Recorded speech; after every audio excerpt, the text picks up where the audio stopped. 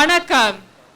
May 18th, 2009, the Sri Lankan government advanced its military campaign into Mullaitivu, whilst directing the fleeing Tamil people into places it had declared no-fire zones in Mullaitivu, and then bombed these places from land, sea and air. Tamil civilians were deceived into moving into these no-fire zones where the Sri Lankan government declared that the military would cease targeting of its heavy weapons. The exact opposite happened. The government systematically shelled these no-fire zones and targeted hospitals, UN hubs and Red Cross centres helping wounded Tamils. 146,679 Tamils missing, over 100,000 Tamils displaced, over 100,000 Tamils massacred, and 1 million Tamils fleeing overseas. 15 years later, the genocide and the cycle of violence against Tamils continues in the traditional homeland of the north and east of Sri Lanka. Where is the justice for the genocide of Tamils? Where is the justice for the crimes against humanity? And where is the justice for the war crimes committed against the Tamil nation in Sri Lanka? Today, as we remember the innocent Tamil lives lost, we must look at ways forward for justice and for accountability for all Tamils. 15 years since the atrocities of Mullaitivu, impunity prevails in the island. This culture of impunity must end now through the creation of an international criminal justice mechanism for Sri Lanka, such as a referral to the International Criminal Court, International Court of Justice, or a special ad hoc international tribunal. The United Nations Human Rights Council has set up the Sri Lankan Accountability Project, an evidence collection mechanism for victims, witnesses and survivors to come forward and share the truth of what happened since 1948. The evidence collected must be used for criminal prosecutions of the Sri Lankan state.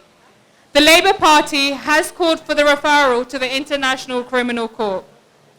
The United States and Canada have sanctioned Sri Lankan perpetrators, including 2 ex-presidents, on the grounds of gross and systematic violations of human rights.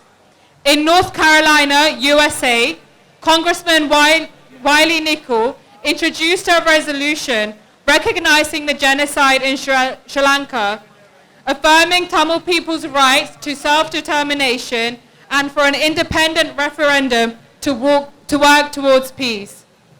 Congressman Don Davis spoke commemorating the genocide in Sri Lanka and stated we should stand with Ula Tamils. However, here in the UK, the current government has failed the Tamil citizens in this country and in the UK and in Sri Lanka. Why has the UK government not applied the Global Human Rights Regime Act against Sri Lankan perpetrators who have been credibly identified by the UN? The UK government has to immediately take action against these perpetrators. The Sri Lankan government and security forces continue to harass, intimidate, arbitrarily arrest Tamils, censor the media, and forbid international journalists from entering the North and East. Immediate demilitarization of the North and East is needed. Tamils have a right to self-determination, which is being denied. For Tamils to prosper in the North and East and to ensure Tamils live in peace and stability, a political solution is needed. A political solution which is arbitrated internationally by India, US, UK and a core group of countries. As the North and East is the most affected regions of the war, an interim administration is needed in these provinces.